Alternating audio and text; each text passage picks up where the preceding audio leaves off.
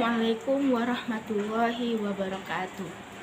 Perkenalkan, nama saya Yuli Karimah Rahab dengan NIM 0310242061. Nah, jadi adapun saya di sini hanya ingin menyampaikan sebuah materi saya yang berjudul yaitu Hakikat Hukum dalam Pendidikan Islam.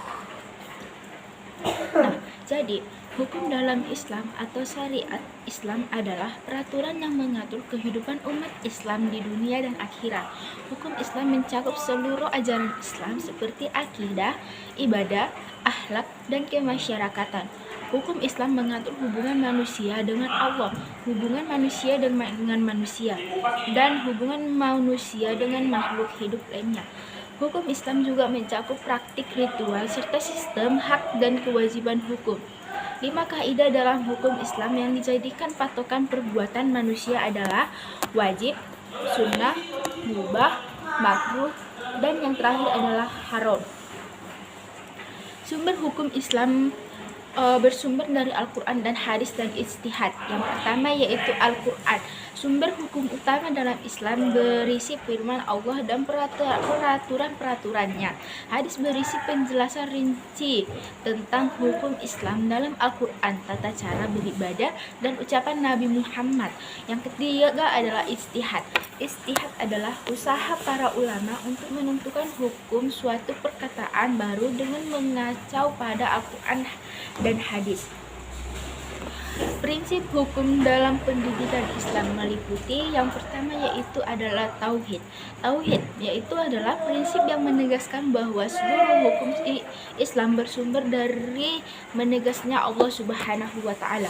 Yang kedua yaitu keadilan. Prinsip yang menyatakan bahwa hukum Islam harus didasarkan pada keadilan baik dalam hubungan dengan diri sendiri, masyarakat maupun Allah Subhanahu wa taala. Yang ketiga yaitu amar ma'ruf nahi munkar, yaitu prinsip yang menyatakan bahwa hukum Islam harus ditegaskan agar manusia dapat melaksanakan hal-hal yang baik dan benar sesuai kehendak Allah Subhanahu wa taala. Yang keempat adalah al-hujjah, kemerdekaan dan kebebasan. Prinsip yang menyatakan bahwa hukum Islam tidak memaksa.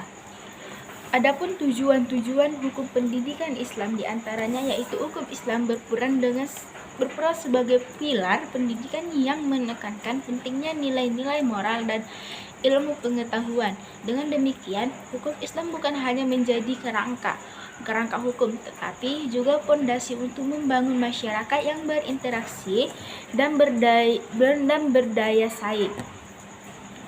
Tujuan pendidikan Islam secara umum adalah membentuk kepribadian individu yang sempurna atau kafah. Hak dan kewajiban pendidikan Islam. Hak dan kewajiban dalam pendidikan Islam antara lain yaitu yang pertama adalah hak siswa. Siswa berhak mendapatkan pendidikan terbaik dari gurunya. Yang kedua yaitu kewajiban siswa. Siswa wajib berbuat baik kepada gurunya, mengikuti dan mengamalkan apa yang diajarkan gurunya, dan menghindari dosa syirik. Yang ketiga yaitu hak guru. Guru berhak dihormati dan siswa harus siap menghadiri kuliah guru. Siswa juga tidak boleh meninggikan suara di atas suara guru dan tidak menanggapi pertanyaan yang lain sebelum guru menjawab. Peran hukum dalam mewujudkan pendidikan yang berkeadilan, membangun kesadaran hukum. Pendidikan hukum dan pendidikan kewarganegaraan dapat membentuk moral bangsa yang sesuai dengan nilai-nilai Pancasila.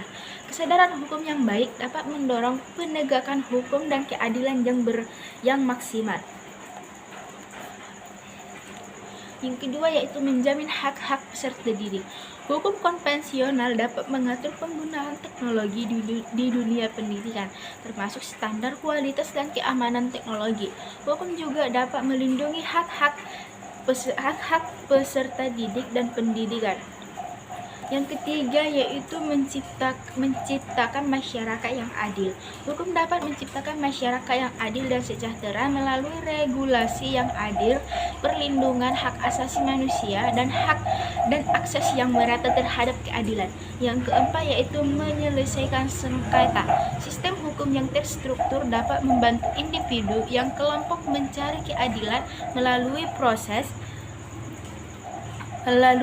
yang transparan dan adil. Yang kelima yaitu mendorong perubahan sosial. Hukum dapat dimanfaatkan sebagai alat untuk mendorong perubahan sosial yang positif seperti undang-undang yang mendukung kesejahteraan gender. Sekian dari saya. Jika ada salah, saya mohon maaf.